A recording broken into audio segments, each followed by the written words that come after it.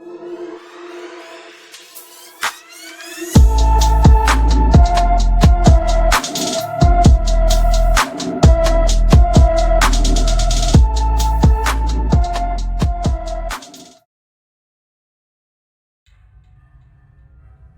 the Dark by Ronell Kaiser. The watchman's flashlight painted a white circle on the frosted glass, black-lettered door. Gregg Chemical Company, Manufacturers. Asa Gregg, President. Private. The watchman's hand closed on the knob, rattling the door in its frame. Queer, but tonight the sound had seemed to come from in there. But it couldn't be. He knew that Mr. Gregg and Miss Carruthers carried the only keys to the office, so any intruder would be forced to smash the lock. Maybe the sound came from the storage room. The watchman clumped along the rubber-matted corridor, flung his weight against the door. It opened hard, being of ponderous metal fitted into a cork casing. The room was an airtight, fireproof vault, really. His shoes gritted on the concrete floor as he prowled among the big porcelain vats. The flashlight bore through the bluish haze to the concrete walls. Acid fumes escaped under the vat lids, made the haze, and seared the man's throat. He hurried out, coughing and wiping his eyes.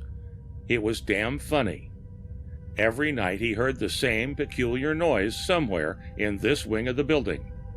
Like a body groaning and turning in a restless sleep, it was. It scared him. He didn't mention the mystery to anyone, though. He was an old man, and he didn't want Mr. Gregg to think he was getting too old for the job. "Ace'd think I was crazy if I told him about it," he mumbled.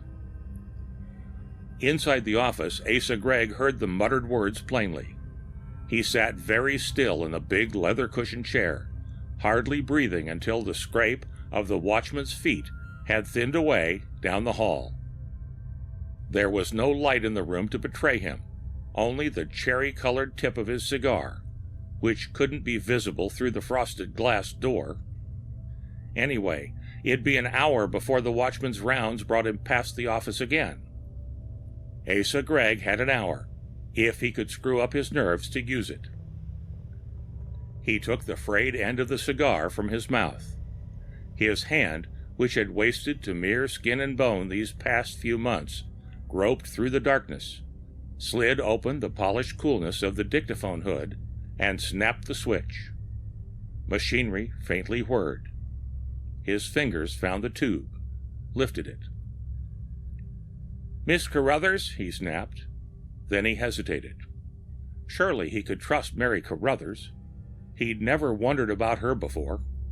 She'd been his secretary for a dozen years. Lately, since he couldn't look after affairs himself as he used to, she had practically run the business. She was 40, sensible, unbeautiful, and tight-lipped. Hell, he had to trust her. His voice plunged into the darkness. "What I have to say now is intended for Mrs. Gregg's ears only.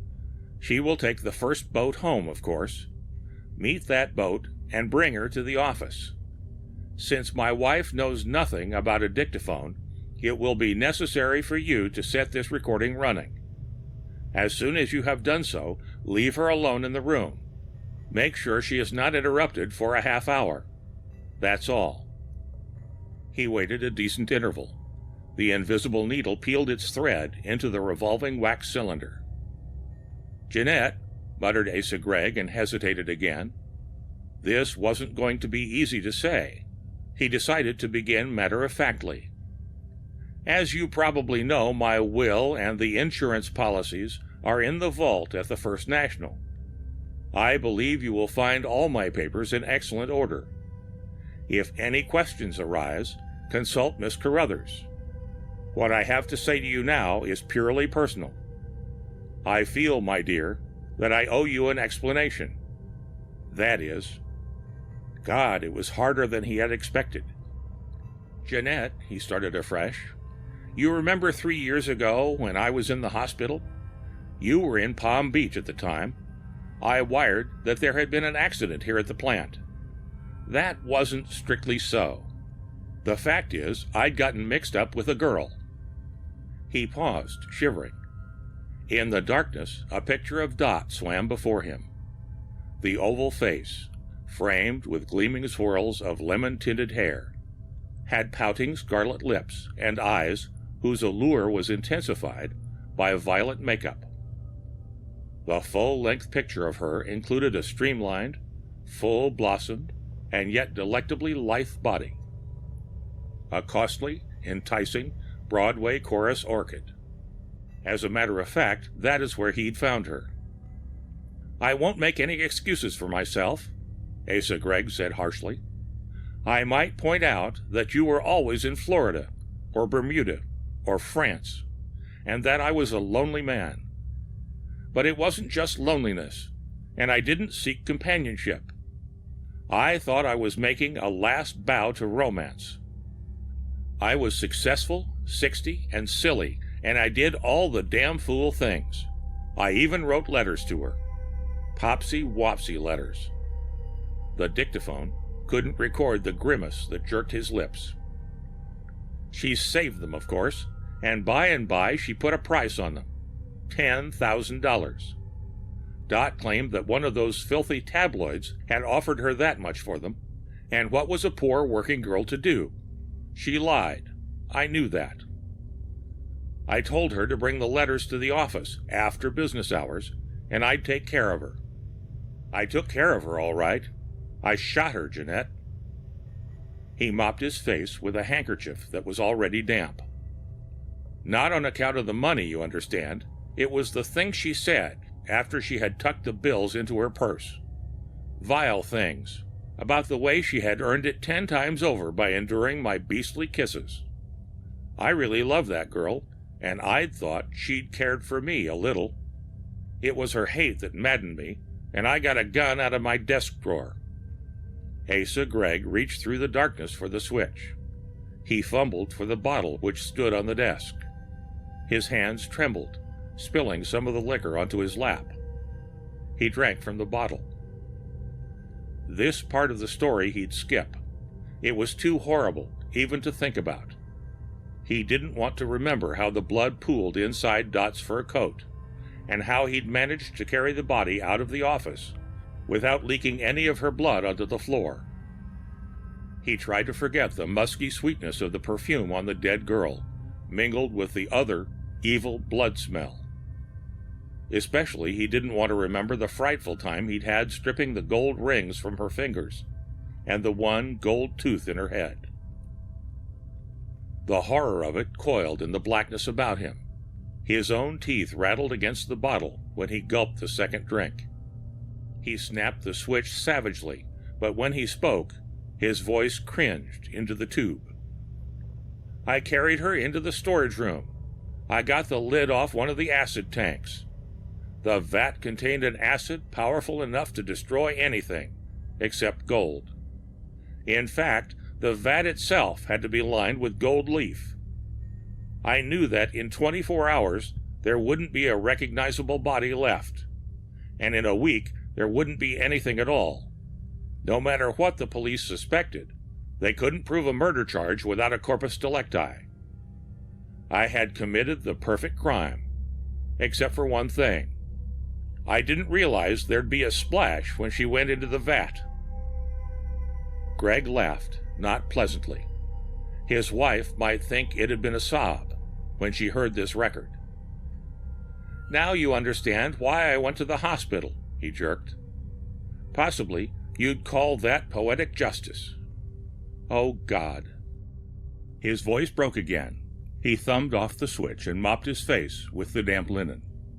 The rest. How could he explain the rest of it? He spent a long minute arranging his thoughts. "You haven't any idea," he resumed. "No one has any idea of how I have been punished for the thing I did. I don't mean the sheer physical agony, but the fear that I'd talk coming out of the ether at the hospital. The fear that she'd been traced to my office. I'd simply hidden her rings away, expecting to drop them into the river. Or that she might have confided in her lover. Yes, she had one. Or Suppose a whopping big order came through and the tank was emptied the very next day. And I couldn't ask any questions. I didn't even know what was in the papers. However, that part of it was gradually cleared up. I quizzed Miss Carruthers and learned that an unidentified female body had been fished out of the East River a few days after Dot disappeared. That's how the police solved the crime. I got rid of her rings. I ordered the vat left alone. The other thing began about 6 months ago. A spasm contorted his face. His fingers ached their grip into the dictaphone tube. Jeanette, you remember how I began to object to the radio? How I'd shout at you to turn it off in the middle of the program? You thought I was ill and worried about business. You were wrong. The thing that got me was hearing her voice. He gripped the cold cigar, chewed it. It's very strange that you didn't notice it. No matter what station we dialed to, always the same voice came stealing into the room. But perhaps you did notice. You said once or twice that all those blues singers sound alike. And she was a blues singer. It was she, all right, somewhere out there in the ether, reminding me. The next thing was, well, at first, when I noticed it in the office, I thought Miss Carruthers had suddenly taken up with young ideas. You see, I kept smelling perfume. And he smelled it now. It was like a miasma in the dark.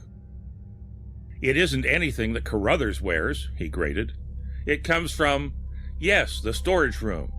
I realized that about a month ago, just after you sailed. One night I stayed late at the office, and I went in there.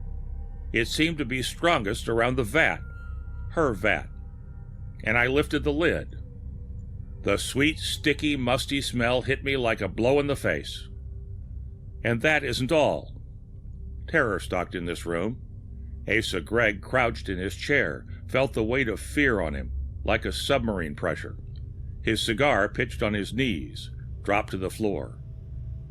You wouldn't believe this, Jeanette. He hammered the words like nails into the darkness in front of him. You will say that it's impossible. I know that. It is impossible. And it is physiologically absurd. It contradicts the laws of natural science.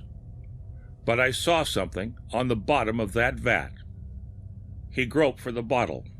His wife would hear a low gurgle and then a coughing gasp. The vat was nearly full of this transparent, oily acid, he went on. What I saw was a lot of sediment on the golden floor, and there shouldn't have been any sediment.